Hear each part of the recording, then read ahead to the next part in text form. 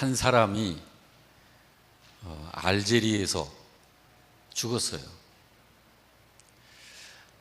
그 사람이 그 시신으로 이제 돌아오는데 미국 사람입니다.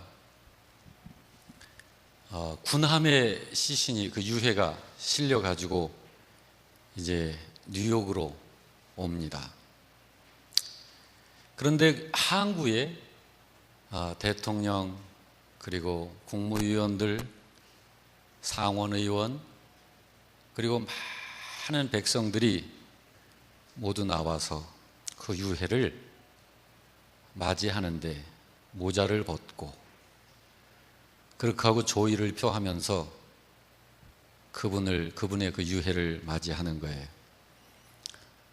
왜 그러냐면은 그분이 이렇게 글을 하나 썼는데 그 글을 쓴 것이 얼마나 가정이 중요하고 소중한 것인지를 백성들의 가슴 속에 깨우쳐 주었기 때문이에요.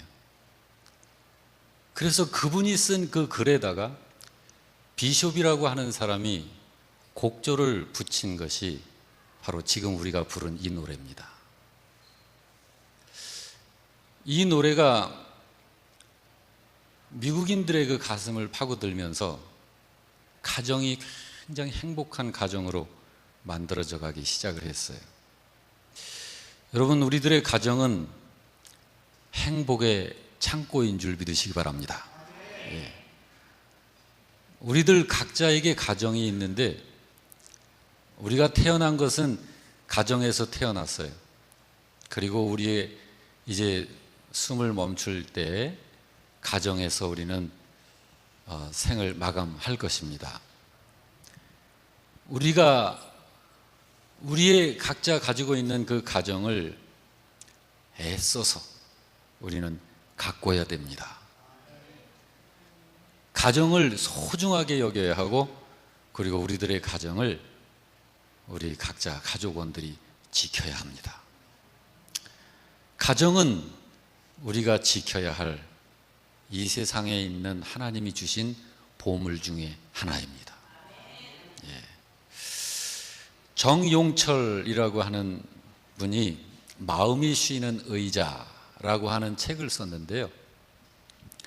그 책에 이런 글을 썼어요. 나에게는 사랑하는 가족이 있습니다. 나는 우리 가족을 언제라도 만날 수 있습니다.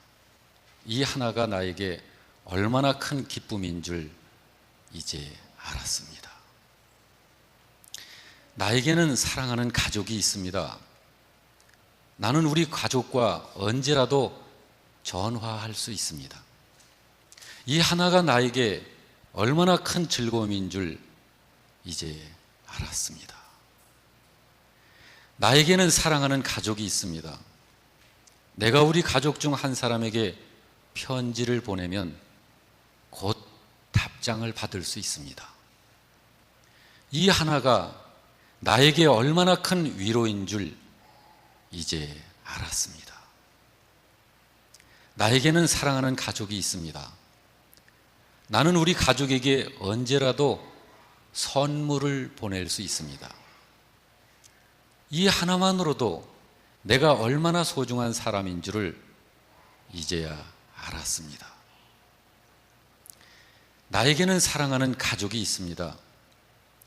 나는 우리 가족과 언제라도 같이 밥을 먹을 수 있습니다. 이 하나만으로도 내가 얼마나 대단한 사람인 줄 이제야 알았습니다. 나에게는 사랑하는 가족이 있습니다. 나는 우리 가족에게 나의 아픔을 낱낱이 이야기할 수 있습니다. 이 하나만으로도 내가 얼마나 행복한 사람인 줄 이제야 알았습니다. 여러분, 이 세상에서 우리에게 있어서 꼭 있어야 할, 없어서는 안 될 그런 대상이 있다면 가족입니다. 가족이 모여서 가정을 형성하죠. 여러분 부디 바라기는 저는 저의 가정을 지키고 여러분들은 여러분의 가정을 지키시되 소중하게 여기시면서 여러분 가정을 잘 가꾸어 가시기 바랍니다. 여러분의 가정은 바로 하나님께서 여러분 각자에게 이미 선물로 주신 보물이기 때문에 그렇습니다. 오늘 우리들이 이 가정을 잘 지키는 그 일을 해야 하는데 가정을 자꾸 깨뜨리는 것이 있어요. 그것이 죄입니다. 근데 이 죄라고 하는 것에 대해서 우리들이 분명한 입장을 가져야 됩니다. 죄에 대해서 분명한 입장을 갖지 않으면 우리들의 가정은 깨지는 가정, 불행한 가정, 고통을, 아픔을, 정말 큰 질병을 앓는 가정이 되어서 다른 어떤 곳에서도 그것을 어떻게 다시 찾을 수 없는 그런 고통을 갖게 됩니다. 그래서 우리가 이 죄에 대한 입장을 분명히 해야 해요. 죄라고 하는 것은 뭘까? 죄는 예수님 믿지 않는 것이 죄입니다. 뭐 욕을 하고 거짓말하고 그런 것은 이 죄라고 하는 것의 한 개체에 불과해요. 죄의 근원이 되는 거, 죄의 뿌리가 되는 거, 그거는 예수님을 믿지 않는 것이 죄입니다. 요한복음 16장 9절에서 그걸 말씀하고 있어요. 예수님께서 친히 말씀하셨어요. 죄라 함은 저희가 나를 믿지 아니함이니라. 예수님을 믿지 않는 것이 죄라고요. 로마서 1장 28절은 어떻게 말씀하고 있습니까? 세상 사람들이 마음에 하나님 두기를 싫어하며 하나님께서 그들의 그 마음 상태대로 내버려 두시니까 그들이 뭘 하느냐 하면 거짓과 속임과 살인과 미워함과 질투와 다툼과 폭력을 행하면서 살더라.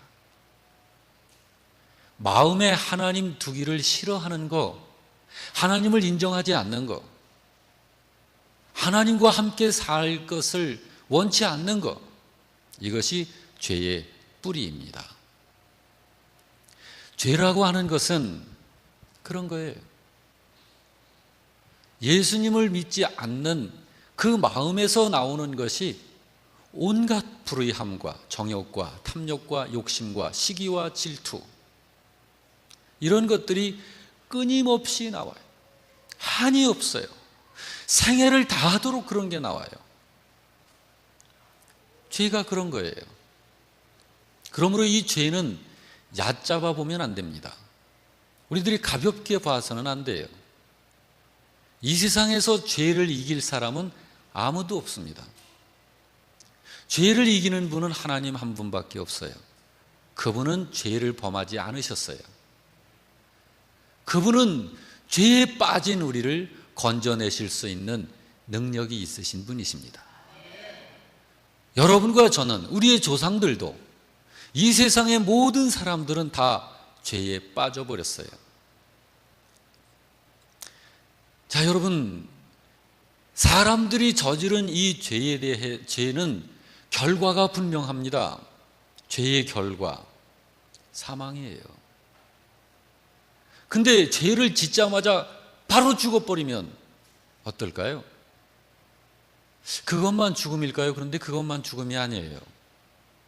죽음이라고 하는 건 지난주에도 여러분 말씀을 드렸습니다마는 사망이라고 하는 걸 국어사전적인 개념으로 이해하지 말고 성경적인 개념으로 하나님께서 사망을 어떻게 이야기하셨는지를 그렇게 우리가 이해를 해야 합니다. 육신의 죽음만 사망이라고 하지 않습니다. 어떤 사람들은 육신의 죽음에 대해서 그건 별 문제가 아니다. 그 사람은 잠시 후에 깨어날 것이다. 이런 분이 있어요. 그렇지만 어떤 사람은 이렇게 육신을 가지고 살아있고 체온이 있고 숨쉬고 움직이고 이런저런 일들을 하면서 살아도 그 사람은 죽은 자라고 그렇게 하나님이 말씀하시는 분이 있어요. 사망이라고 하는 것은 그래서 우리가 성경에서 말하는 그런 개념으로 이해를 해야 합니다. 이 죄는 결과가 분명해요. 사망입니다. 사망.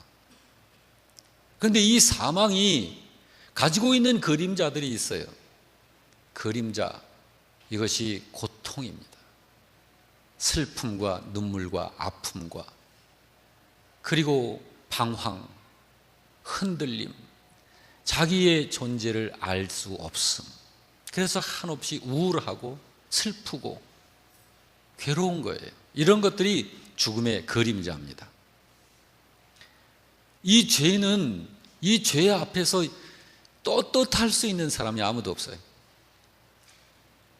그런데 여러분, 이런 우리들이 저지른 그 끔찍한 죄에 대한 하나님의 조치가 분명합니다.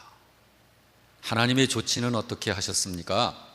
히브리서 10장 14절 말씀에 보면, 그가 거룩하게 된 자들을 한 번의 제사로 영원히 온전하게 하셨느니라. 그렇게 성경은 기록하고 있습니다. 이루어진 사실을 기록한 거죠. 그가 누구입니까? 하나님께서 거룩하게 된 자들을, 누굽니까? 예수님을 영접한 사람들, 여러분을 말하는 거예요. 여러분을 단 한 번의 제사로, 그 제사가 무엇이었습니까? 하나님 그분께서 육신을 입고 이 땅에 오셔서 여러분과 제가 저지른 죄를 위한 희생 제물로 드려진 바로 그분을 말하는 거예요.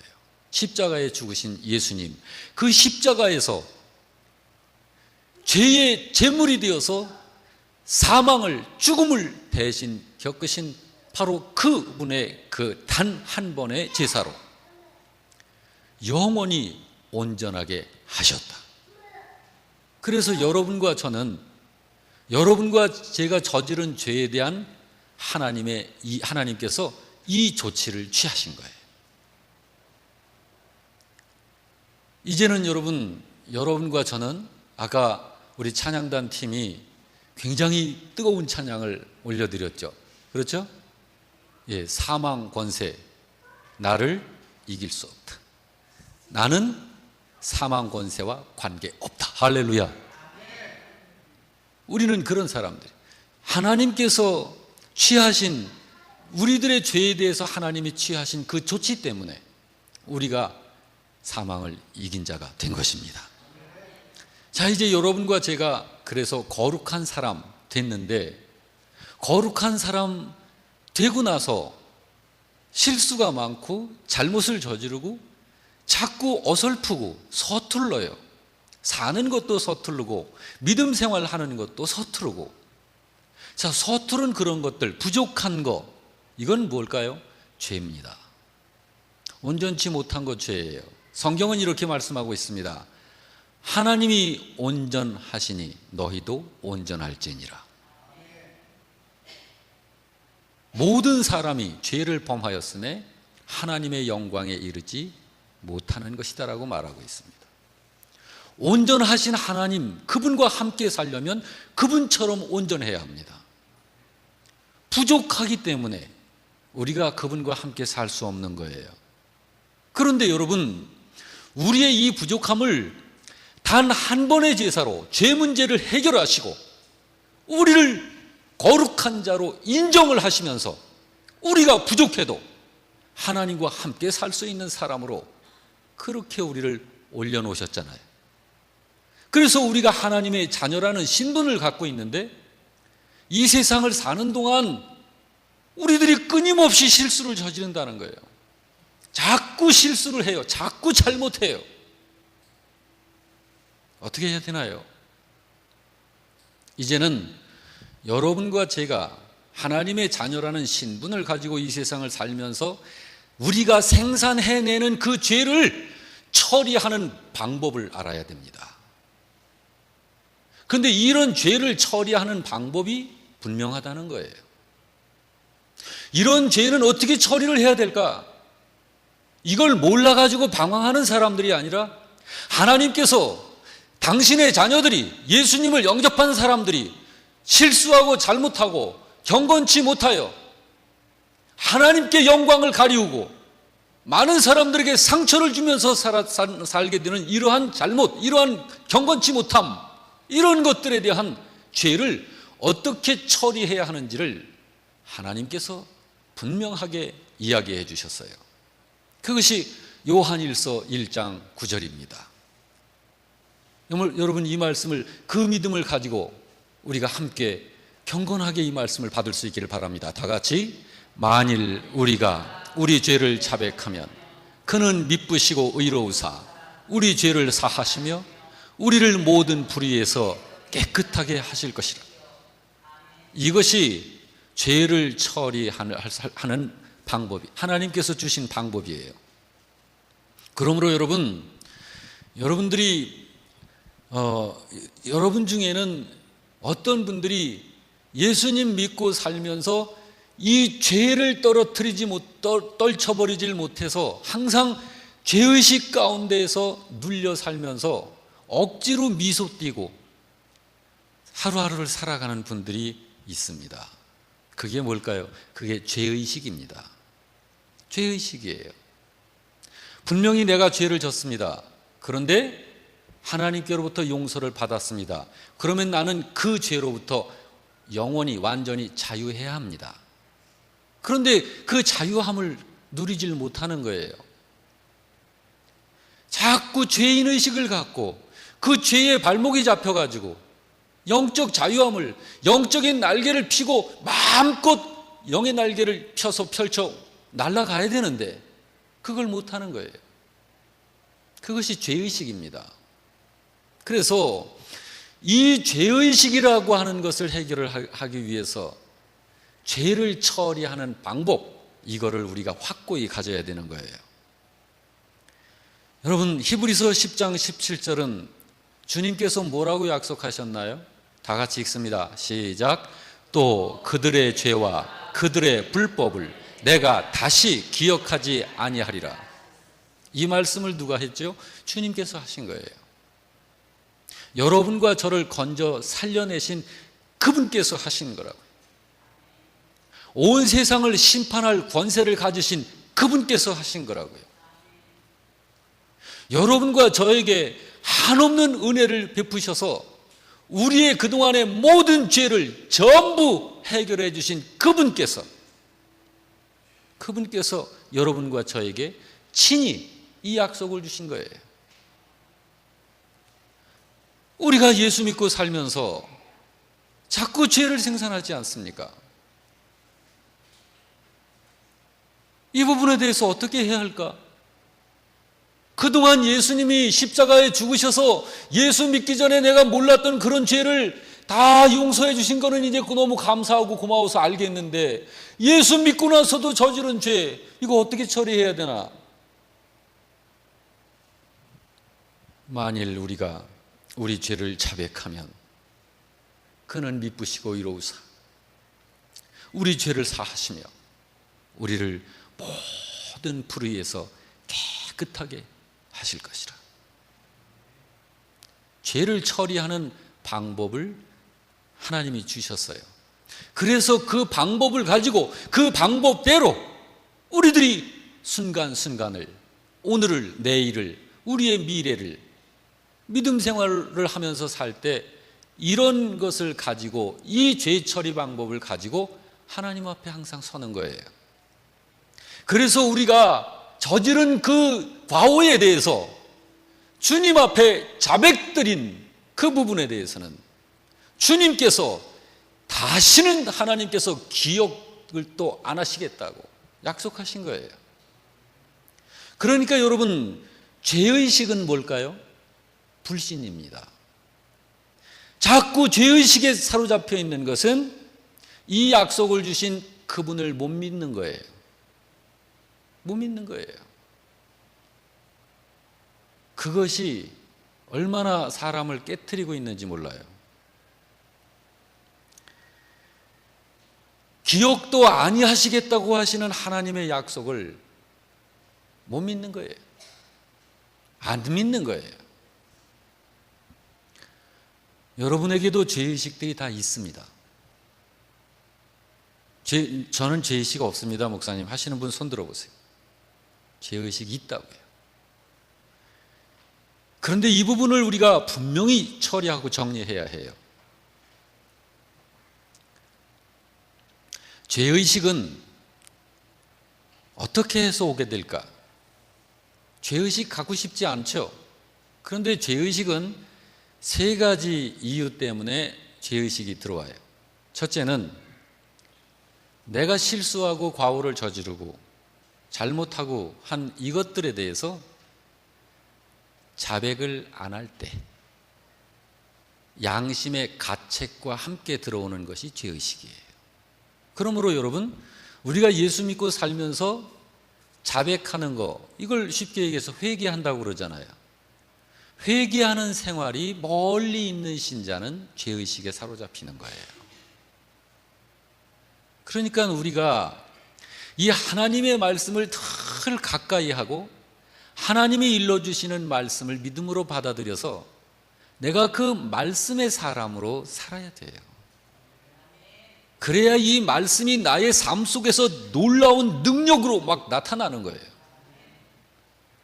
뭐 주의 말씀은 능력이라 하니까 그냥 어떻게 능력으로 뭐 어떻게 막 탁탁 나타나고 나는 별 볼 일 없는데, 그게 아니라 하나님 말씀 그 자체는 살아있는 말씀이기 때문에 내가 그 말씀을 의지할 때, 믿을 때 그 말씀이 나의 전 인격 속에서 살아있는 말씀으로 나오는 거예요. 왜 죄의식에 사로잡힙니까? 하나님 말씀, 하나님께서 일러주신 죄 처리를 하는 분명한 방법을 무시하기 때문이죠. 그걸 무시하기 때문이에요. 자, 죄의식이 생기는 그 한 가지 이유, 그것이고요. 또 하나의 이유가 있습니다. 마귀의 미혹입니다. 마귀의 미혹. 마귀가 자꾸 내 마음속에 어떤 이상한 생각을 자꾸 집어넣는 거예요. 가끔 제가 말씀을 드립니다마는 여러분과 저의 마음은 그릇하고 비슷한 거예요. 그릇, 담을 수 있는 거예요. 하나님의 말씀을 우리의 마음속에 담아야 되는데 이 그릇 속에 그 어떤 녀석이 옳지 않은 생각을 넣어요. 예수님의 제자로 3년 동안 주님을 따라다녔던 가롯 유다, 마귀가 가롯 유다의 마음에 예수를 팔려는 생각을 넣으니 가롯 유다가 그 시로 예수를 팔려는 궁리를 하더라. 그것이에요. 자백은 해놓고 마귀가 주는 생각에 대책 없이 거기에 묶이는 거예요. 그래서 죄의식에 사로잡혀요. 이제 두 가지 말씀드렸는데 하나 더 있습니다. 죄의식에 사로잡히는 또 하나의 이유는 하나님의 말씀을 모를 때 죄의식에 사로잡히는 거예요. 방법이 없잖아요. 대책이 없잖아요. 하나님밖에는 이 문제를 해결할 수 있는 분이 없는데 하나님이 주신 말씀을 모르니까 대책이 없는 거예요. 그러니까 자연히 죄의식 속에 사로잡힐 수밖에 없는 거예요. 이 죄의식이라고 하는 것이 얼마나 심각한 건지 아시나요? 제가 청년 시절에 아주 불쌍한 청년이 있었어요. 그분은 아기였을 때, 100일 정도 됐을 때, 그 청년이 아기였을 때 집에 불이 났어요. 엄마가 마실을 갔어요. 그 어린 아기를 눕혀 잠을 재워놓고 잠깐, 근데 불이 난 거예요. 아기가 타는 거예요. 그 아기를 끄집어냈어요. 화상을 입었어요. 얼굴이 많이 뒤었습니다. 그리고 입술이 이렇게 흘러내렸어요. 입술이. 참 불쌍한 청년이에요. 이 청년이 사춘기를 지나서 이제 청년이 됐는데 이성에 대한 본능이 있잖아요. 그래서 이 자기의 생리적 본능이 현상으로 나타나요. 그러니까 이성을 그리워해요. 그런데 외모가 그러니까 어느 여성도 그 남자에게 가까이 하질 않아요. 그러다가 이 청년은 정상입니다. 생각이나 정신이나 모든 건 정상이에요. 단지 신체만 그래요. 그런데 이 청년이 어떤 여성을 만났어요. 근데 이 여성은 아주 결손 가정에서 자라난 여성이에요. 엄마 아빠가, 아버지가 참 이렇게 가정을 돌보지를 않고 노름과 술, 폭력, 욕설, 그래가지고 어려서부터 그냥 그렇게 무섭게 자라다가 이 인격이, 영이 피질 못한 거예요. 그런데다가 여성이니까 사회에서 짓눌리면서 너무 억울함을 많이 당해가지고 이 여성이 죄의식에 사로잡히기 시작을 하는데 그거를 어둠의 영이 이용을 합니다. 그래가지고 이 여자는 어떤 상담, 어떤 대화를 해도 자기는 죄인이라고 하는 이 사실 앞에서 고개를 들질 못해요. 그런데 마귀는 그 죄의식을 이용을 해서 그 여인을 계속 깨트려 나가는데 시간이 갈수록 점점 질환이 생겨요. 정신질환. 그래서 그 여인이 이 청년을 만났을 적에 정신질환자로서 만난 거예요.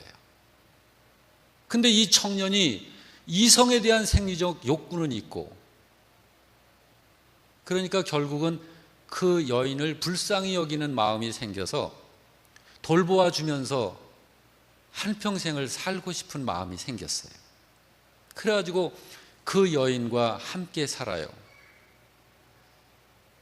근데 이 여인의 이 영은 항상 어디를 떠돌아다녀요.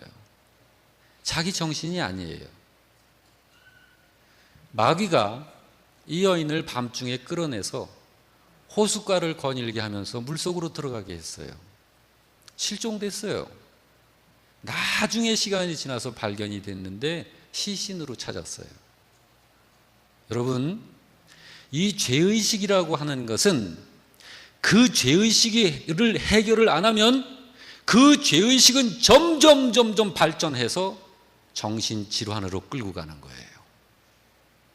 그러므로 우리들의 이 죄의식 문제, 예수님 믿고 사는 신자들이 죄의식에서 벗어나지 못하는 건 문제예요.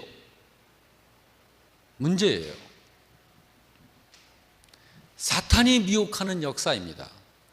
그러므로 우리는 이 죄 문제, 죄의식 문제, 분명한 이 죄를 어떻게 처리를 하는지, 그리고 죄에 대한 하나님의 조치가 어떠한지, 그리고 이 죄를 자백하고 난 다음에 자백한 것에 대해서 하나님께서 주신 약속이 무엇인지 이걸 분명히 알고 믿어야 하는 거예요.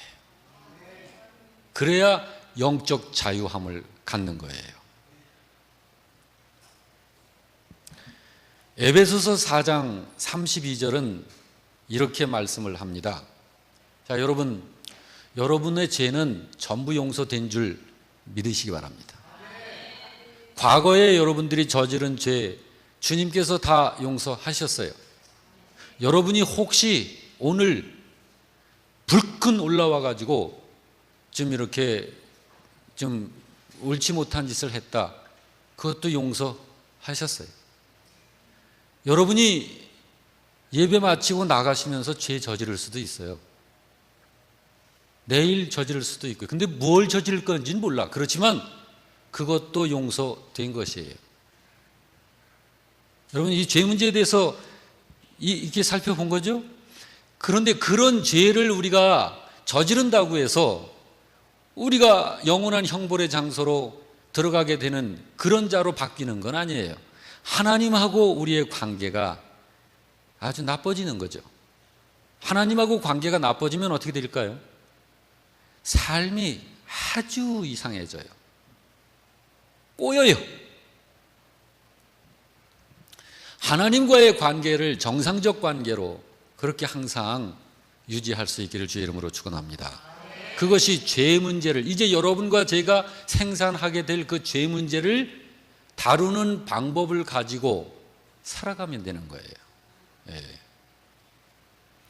우리들이 이렇게 모든 죄를 용서받은 사람들인데, 이런 우리는 이제는 우리 말고 다른 사람들, 저는 여러분을 상대를 하고도 여러분을 포함해서 세상의 다른 어떤 사람들, 그들에 대해서 나는 어떤 태도를 가져야 될까요? 어떤 태도? 에베소서 4장 32절을 이 말씀에서 알려주고 있는 거예요. 다 같이 읽습니다. 시작. 서로 친절하게 하며 불쌍히 여기며 서로 용서하기를 하나님이 그리스도 안에서 너희를 용서하심과 같이 해라. 이렇게 하는 거예요. 이렇게 하는 거예요. 서로 친절하게 하며 인자하게 한다 이 말이에요. 아주 까칠한 사람들이 있잖아요. 그 가시 좀 뽑았으면 좋겠어요.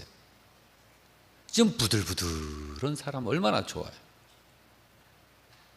여러분, 저는 까칠한 게 아니고 철저한 거죠.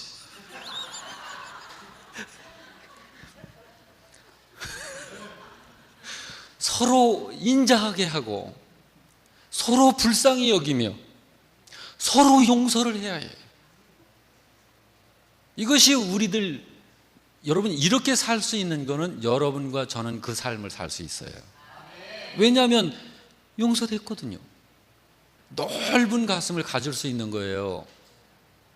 여러분, 삶이 아주 힘들면 여유도 없다고 그러잖아요. 그렇죠?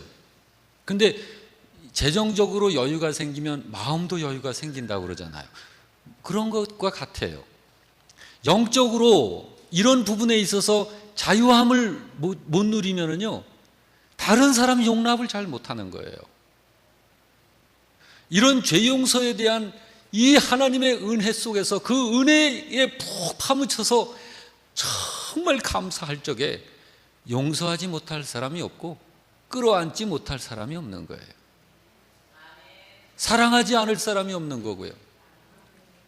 손양원 목사님이 자기 아들을 죽인 원수를 자기 양아들 삼았잖아요.